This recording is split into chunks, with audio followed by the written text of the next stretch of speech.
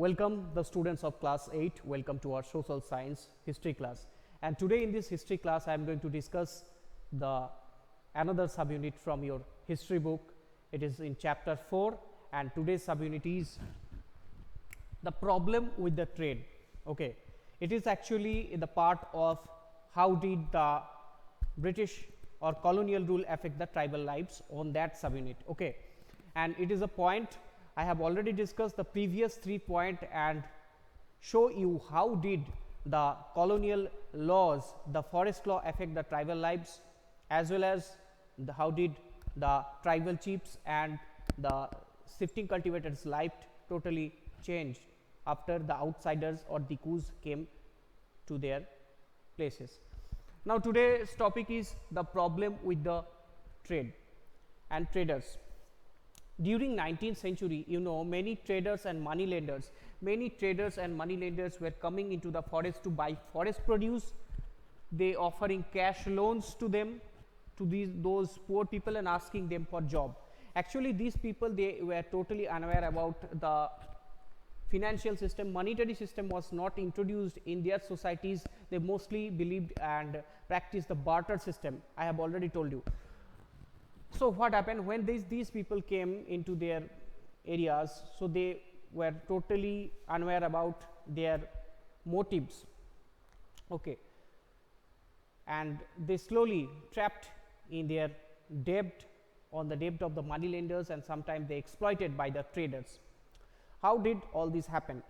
That in 18th century Indian silk producers,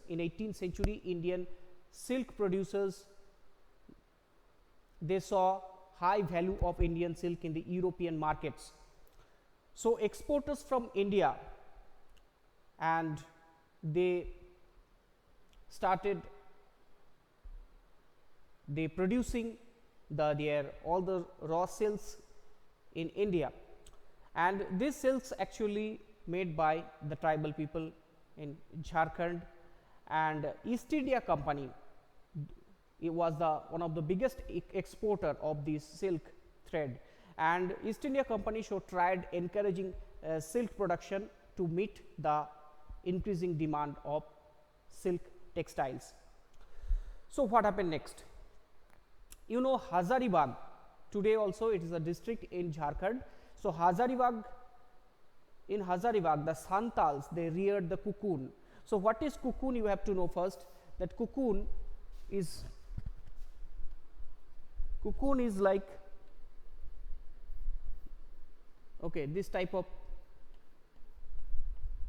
thing in which was made by an insect, and when the insect actually trapped, insect made this type of hard cover around their bodies, and this hard cover actually made with their saliva.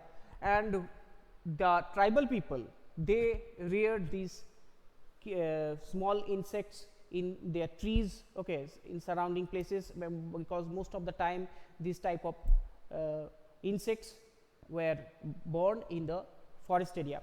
So they collect those cocoons from the trees and they put all these into the hot water and boiling water, and from the boiling water they collect the thread, silk thread from these cocoons. Okay, so this is the process, and this process, the collection of cocoon, mainly organized by the Santhal tribe in Hazaribagh in today's Jharkhand.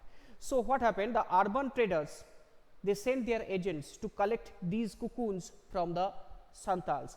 So the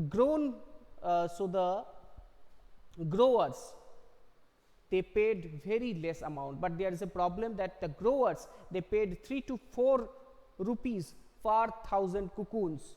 Okay, the agents came and collect those cocoons, so and paid 3 to 4 rupees per 1,000 cocoons, and they were then exported to Burdwan and Gaya.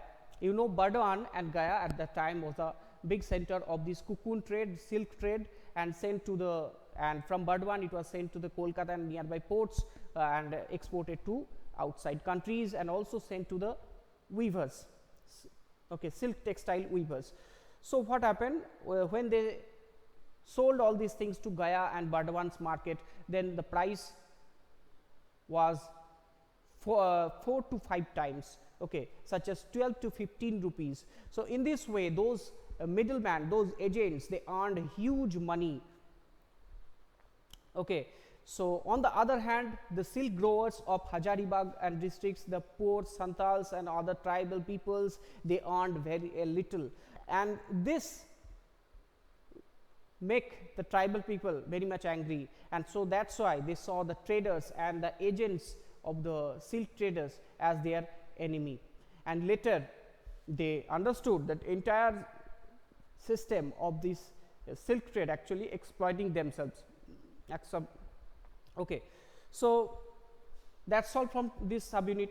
I hope you have understood. Next class we will discuss the another type of exploitation done by the traders to the and zamindars to the tribal people, that is the in search of work subunit. So I hope you have understood. Thank you for watching. See you in the next class.